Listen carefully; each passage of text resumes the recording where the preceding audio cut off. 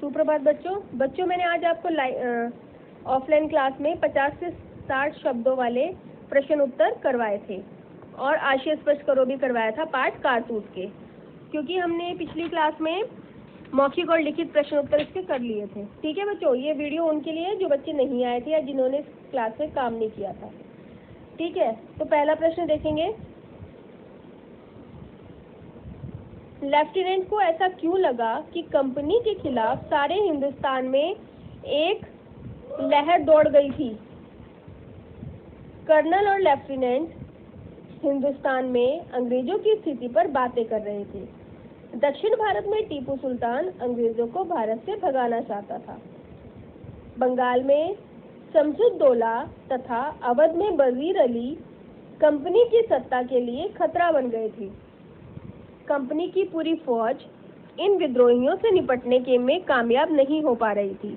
Lieutenant को लग रहा था कि सारे हिंदुस्तान में कंपनी के खिलाफ एक लहर दौड़ रही है। क्या लिखेंगे इसका उत्तर? कर्नल और लेफ्टिनेंट हिंदुस्तान में अंग्रेजों की स्थिति पर बातें कर रहे थे। दक्षिण भारत में टीपू सुल्तान अंग्रेजों को भारत से भगाना चाहता था। बंगाल में शमसुद्दौला तथा अवध में वजीर अली कंपनी की सत्ता के लिए खतरा बन गए थे। कंपनी की पूरी फौज इन विद्रोहियों से निपटने में कामयाब नहीं हो पा रही थी। लेफ्टिनेंट को लग रहा था कि सारे हिंदुस्तान में कंपनी के खिलाफ एक लहर दौड़ रही है। ठीक है, दूसरा प्रश्न देखेंगे। वजीर अली ने कंपनी के वकील का कत्ल क्यों किया? उत्तर लिखेंगे बच्चों। वजीर अली कंपनी के वकील के पास गया जो बनारस में रहता था। उसने वकील से शिकायत की कि गवर्नर जनरल उसे बार बार कलकत्ता में क्यों तलब करता है, मतलब कलकत्ता में क्यों बुलाता है। वकील ने वजीर अली की शिकायत पर कोई गौर नहीं किया, यानी कोई ध्यान नहीं दिया, बल्कि उसे ही भला बुरा सुना दिया। इससे वजीर अली के स्वाभिमान को आघात पहुंचा या चोट पहुंची। साथ ही वजीर अली अंग्रेजों पर उनके किसी भी मददगार या सहायक से घृणा करता था। इस कारण उसने वकील का कत्ल कर दिया। ठीक है, दोबारा देख लो एक बार। वजीर अली कंपनी के वकील के पास गया जो बनारस में रहता था। उसने वकील से शिकायत की कि गवर्नर जनरल उसे बार बार कलकत्ता में क्यों तलब करता है। वकील ने वजीर अली की शिकायत पर गौर नहीं किया, बल्कि उसे ही भला बुरा सुना दिया।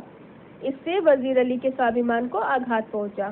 साथ ही वजीर अली अंग्रेजों एवं उनके किसी भी मददगार या सहायक से घृणा करता था। इस कारण उसने वकील का कत्ल कर दिया। ठीक है, तीसरा देखेंगे। सवार ने कर्नल से कारतूस कैसे हासिल किए? उत्तर लिखेंगे। सवार अंग्रेजों के खेमे में आया और कर्नल से कहा कि उसे वजीर अली को गिरफ्तार करने के लिए कुछ कारतूस चाहिए। यह सुनकर कर्नल ने उसे कारतूस दे दिए और उसका नाम पूछा। तब वजीर अली ने बताया कि वही वजीर अली है। ठीक है बच्चों, उत्तर लिखेंगे इसका। सवार अंग्रेजों के खेमे में आया और कर्नल से कहा कि उसे वजीर अली को गिरफ्तार करने के लिए कुछ कारतूस चाहिए। यह सुनकर कर्नल ने उसे कारतूस दे दिए और उसका नाम पूछा। तब वजीर ने बताया कि वही वजीर अली है। ठीक है, उत्तर 4 देखो। वजीर अली एक जाबाज सिपाही था, कैसे स्पष्ट कीजिए। इंपॉर्टेंट क्वेश्चन है, दूसरे तरीके से भी आ सकता है ये। कारतूस पाठ के आधार पर सोदाहरण सिद्ध कीजिए कि वजीर अली एक जाबाज सिपाही था। उत्तर लिखेंगे। वजीर अली अवध का नवाब था। उसे अपदस्थ कर अंग्रेजों ने अपने समर्थक सादत अली को अवध का नवाब बना दिया। वजीर अली ने कंपनी के वकील की हत्या के बाद विद्रोह प्रारंभ कर दिया। उसने अपनी शक्ति को बढ़ाने और अंग्रेजों को भारत से खदेड़ने का कार्यक्रम बनाया।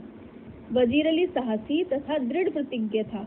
उसने अंग्रेजी खेमे में प्रवेश कर कर्नल पर अपना रोब डालकर उसे अपनी बहादुरी से स्वयं परिचित करा दिया। इससे स्पष्ट होता है कि वजीर अली वाकई में एक जाबाज सिपाही था। ठीक है, दोबारा देख लो एक बार। वजीर अली अवध का नवाब था। उसे अपदस्थ कर अंग्रेजों ने अपने समर्थक शहादत अली को अवध का नवाब बना दिया था।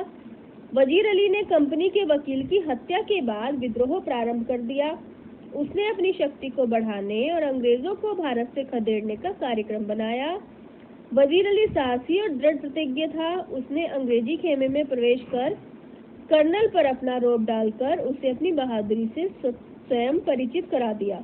इससे स्पष्ट होता है कि वजीर अली वाकई में एक जाबाज सिपाही था। ठीक है बच्चों, नेक्स्ट है